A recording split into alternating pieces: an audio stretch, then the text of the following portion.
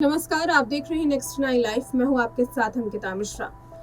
पहलगाम में हुए आतंकी हमले की निंदा जहां हर कोई कर रहा है, तो वहीं उस आतंकी हमले से कई सारी कहानियां निकलकर सामने आ रही हैं। आज आपको एक ऐसी दर्दनाक कहानी बताने वाले हैं जो एक ऐसे कपल की है जो हनीमून मनाने के लिए 21 अप्रैल को पहलगाम पहुंचा। जम्मू कश्मीर की घाटियों का लुफ्त उठाने के लिए जब पहुंचा तो किसे मालूम था कि वो आखिरी वक्त होगा जब जम्मू कश्मीर की घाटी का वो लुफ्त उठा रहे होंगे।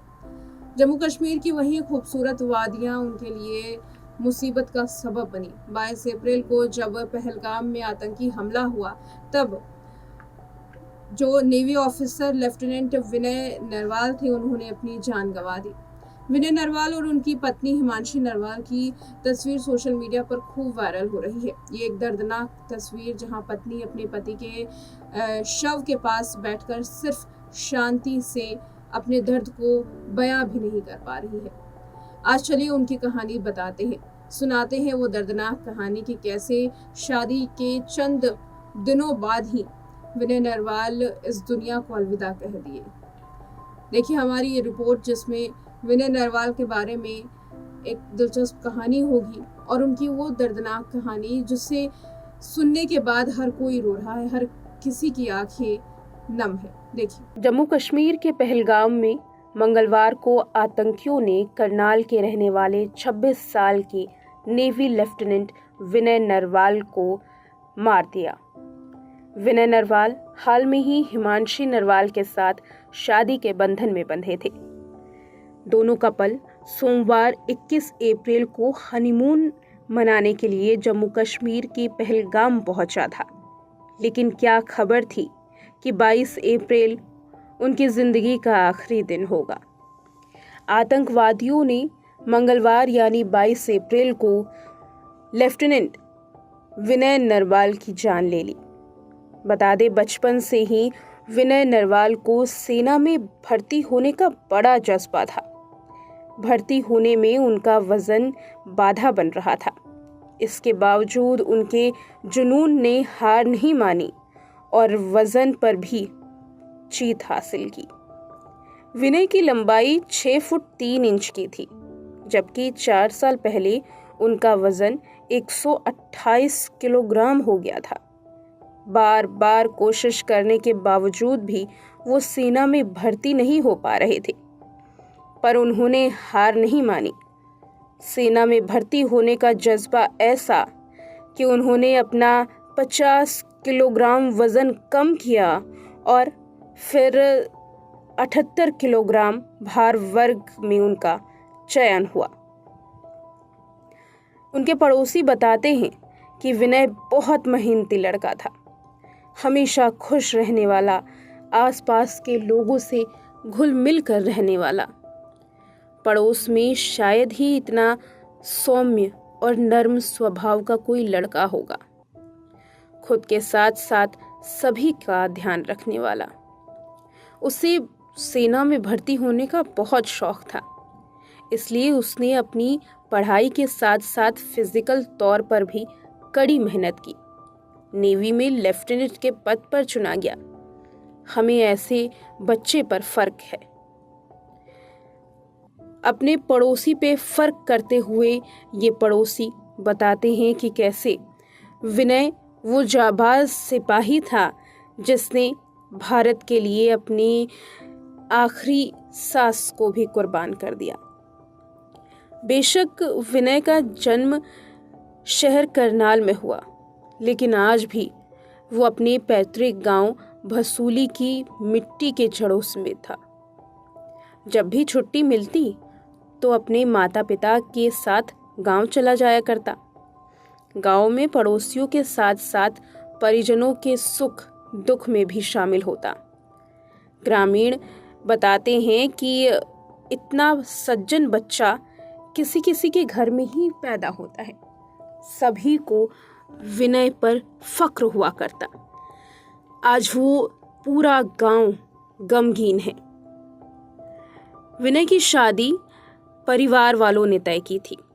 दरअसल विनय के पिता राजेश नरवाल और उनकी लड़की हिमांशी के पिता सुनील नरवाल एक ही साथ सरकारी नौकरी किया करते थे।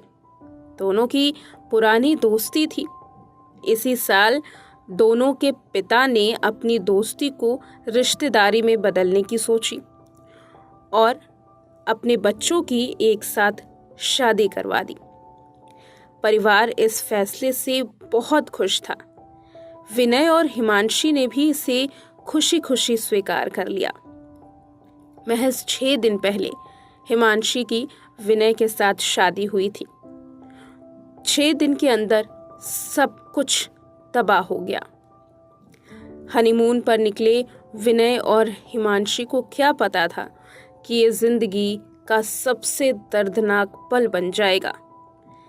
शादीशुदा जिंदगी महज 6 दिनों में खत्म हो जाएगी।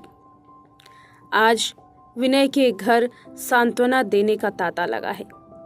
जैसे ही करनाल के लोगों को अपने शहीद बेटे के बारे में पता चला, विनय का घर मानो जैसे पड़ोसियों और आसपास के लोगों से भर गया। वीआईपी से लेकर सामाजिक और धार्मिक लोगों ने श्रद्धांजलि दी। कई लोग विनय नरवाल के घर पहुंचे।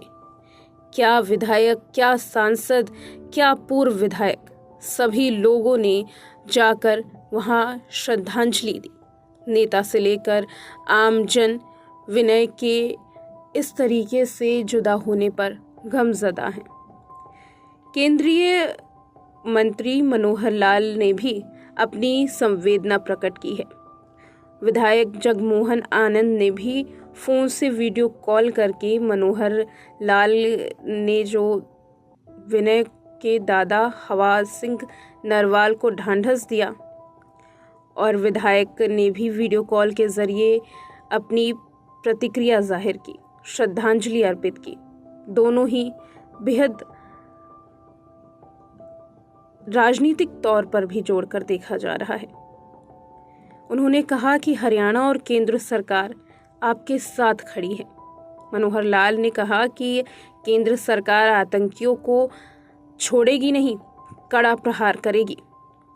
अब देखना यह है कि क्या इस बलिदान का कोई बदला लिया जा सकता है।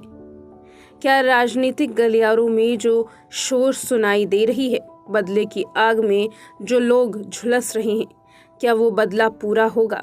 क्या आतंकवादियों को उसी तरीके का जवाब मिलेगा जैसा आतंकियों ने दिन दहाड़े उन मासूम लोगों के साथ किया जो कश्मीर की वादियों में जन्नत को ढूंढने आए थे?